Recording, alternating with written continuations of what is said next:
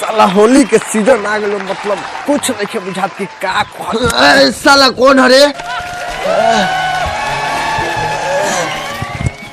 तारा लौकत नहीं खे कि एगो पियक्कर आदमी शांति से पी के गिरल बा आ तू ओकरा देह पर लात धके चलता रह। तारा के पी के रहला का गिरे के आज देख बाबू ई तोरा ना बुझाई, ये होली के जवन परब बा ये स्पेशल पियक्कर आदमी खातिर बनावल बा।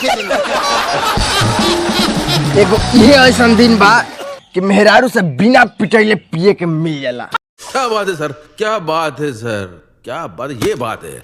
अरे सर क्या बात। तो होली का दिन पी आजे काहे पी के लिट गइल बा? तहरा ना बुझाई, हम प्रैक्टिस करतनी हम प्रैक्टिस। परसों 2 बोतल में इलिट गई रही आज 8 बोतल पी के एकदम फेस टू फेस बतियाता। सब क्या देखना पड़ रहा है, अच्छा है मैं अंधा हूँ।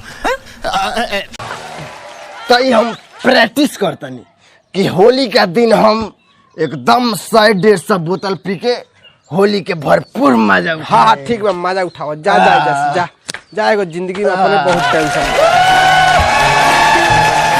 आइयो, होली के मजा उठाओ। हमारे ऐसा आती बाकी हाँ, तो हम अपना बारे में कुछ ना बतैनी।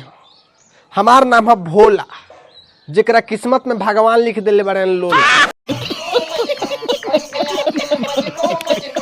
साला जिंदगी में ना कोनो लड़की पट तड़ी सो आ ना हमार बियाहवे हो। हमार नाम भोला, मतलब हम पूरा परेशान हो गए बनी जिंदगी से। मतलब हमार परेशानी कोई बुझे वाला नहीं है महाराज। अब बाबूजी से तो खुल के कहियो नहीं सकत कि देखो बाबूजी अब हमार ब्याह करावो तू जो। तो मतलब यही बात बात में एक दिन उनका से हिंट दे के कहनी कि देखो बाबूजी अब हमरा से रात के अकेले नहीं के सुतल जात, डर लगता। तो चुपचाप रह गए सुन के। तो हमरा बुझाइल कि अब बात इनका ध्यान में आयल बा, कुछ अब करी है। लेकिन का देखो तनी कि रात के मर्दवा तकिया लेके चले लगे सुते खातिर, कहत रहे कि चल अब सुतत नहीं जाओ। अब डर रहा, अब उनके के बताओ कि बात डर के नहीं थी। मतलब हम पूरा परेशान बनी, लेकिन अब बात मतलब बर्दाश्त के बाहर हो गई बा। लेकिन अब एकदम उनको कहे के पड़ी, आज एकदम हम कहिए के छोड़े।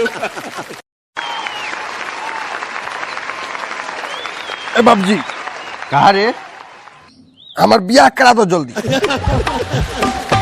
काहे रे का भइल हो? का भइल हो?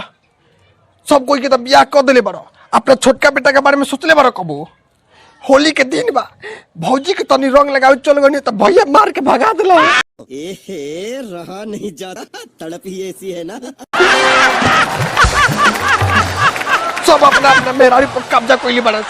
हमरो बियाह करो जल्दी, हम अपना मेहरारी के किन्हों के छुए ना दे। बियाह कर, बियाह यही हो जाता आजकल। बियाह खातिर कुछ काम करे के पड़ेला, कुछ नाम करे के पड़ेला। अब कितना काम करी कि तार नाम हो? काम तो इतना कर दिले बनी कि 4 गांव के लोग पूछेला कि कौना के बेटा हो। धारा से पूछेला, हमरा के पंचायत में बुला के कूटेला। मजा आया, और मैं ये जो मजा है हिंदुस्तान के हर व्यक्ति को देना चाहता हूं।